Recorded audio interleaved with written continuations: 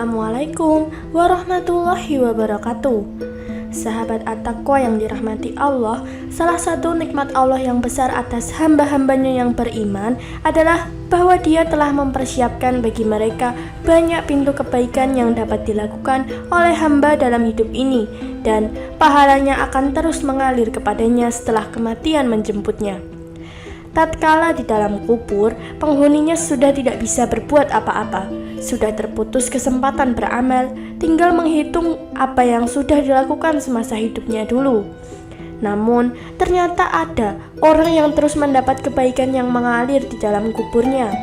Pahala dan keutamaan senantiasa terus datang silih berganti. Dia telah meninggalkan dunia yang merupakan negeri untuk beramal, akan tetapi tidak terputus pahala amalnya, sehingga senantiasa bertambah derajatnya dan pahalanya pun terus berlipat meskipun dia sudah berada di alam kubur. Renungkanlah wahai saudaraku muslim mengenai amal-amal yang mulia ini. Pastikan bahwa Anda memiliki andil bagian dalam mengamalkannya selama hidup di dunia. Bersegeralah dan bersemangat dalam mengamalkannya sebelum datangnya ajal.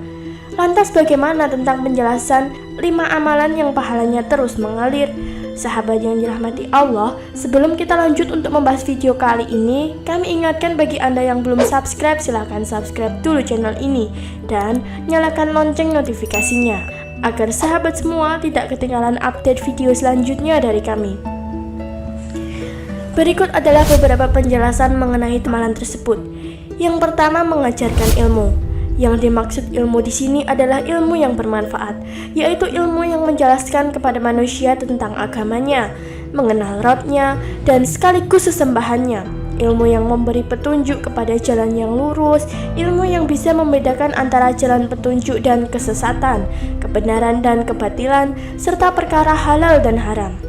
Dengan demikian, jelaslah keagungan dan keutamaan para ulama yang terus memberi nasihat dan berdakwah dengan ikhlas, yang hakikatnya mereka adalah pelita bagi para hamba, mercusuar yang menerangi suatu negeri, kekuatan yang menopang umat, dan sumber dari segala hikmah. Jika salah seorang di antara mereka meninggal, maka ilmunya tetap diwariskan kepada umat manusia, dan tulisan serta perkataannya tetap beredar di antara manusia yang hidup sepeninggal mereka. Dari amalnya tersebut, mereka mendapat manfaat dan menuai pahala. Mereka terbaring di dalam kuburnya, namun pahala diturunkan kepadanya, dan pahala itu akan terus mengalir untuknya. Selanjutnya yang kedua, menanam pohon kurma. Sebagaimana diketahui bahwa pohon kurma adalah pohon yang paling baik, paling utama, dan paling bermanfaat bagi manusia. Barang siapa yang menanam pohon kurma dan menyebarkan buahnya kepada kaum muslimin, maka pahalanya akan tetap mengalir selama buahnya dimanfaatkan untuk dimakan. Dan setiap kali ada manusia dan hewan yang mendapat manfaat dari pohon tersebut, dia pun akan ikut mendapat manfaat berupa pahala yang terus mengalir. Hal ini berlaku untuk seluruh jenis tanaman yang apabila ditanam, maka akan memberikan banyak manfaat bagi manusia. Lalu yang ketiga, membangun masjid. Orang yang Allah Ta'ala izinkan namanya untuk ditinggikan dan disebutkan secara khusus adalah orang yang membangun masjid. Apabila masjid sudah dibangun dan sholat didirikan di dalamnya, Al-Quran dibacakan di dalamnya, dibacakan zikrullah di dalamnya, ilmu tersebar di dalamnya, kaum muslimin berkumpul di dalamnya untuk kepentingan besar lainnya, maka bagi orang yang membangunnya akan mendapat seluruh pahala tersebut.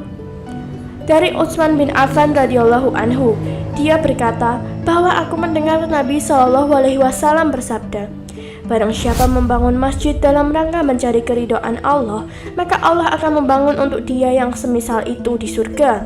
Hadis riwayat Bukhari dan Muslim. Selanjutnya yang keempat, membagikan mushaf Al-Quran, yaitu dengan mencetak Al-Quran atau membelinya dan menghadiahkannya di masjid-masjid dan tempat-tempat majelis ilmu agar umat Islam dapat mengambil manfaat darinya. Bagi orang yang mewakafkan, maka akan diberi pahala yang banyak setiap kali ada yang membaca, mentadaburi atau merenungkan dan mengamalkan isi Al-Quran tersebut. Selanjutnya yang kelima, mendidik anak yang akan meminta ampun baginya setelah ia meninggal. mendidik anak, mendisiplinkan mereka dengan baik, dan semangat membesarkan mereka dalam ketakwaan dan kebenaran, sehingga mereka menjadi anak-anak yang baik dan anak-anak yang saleh.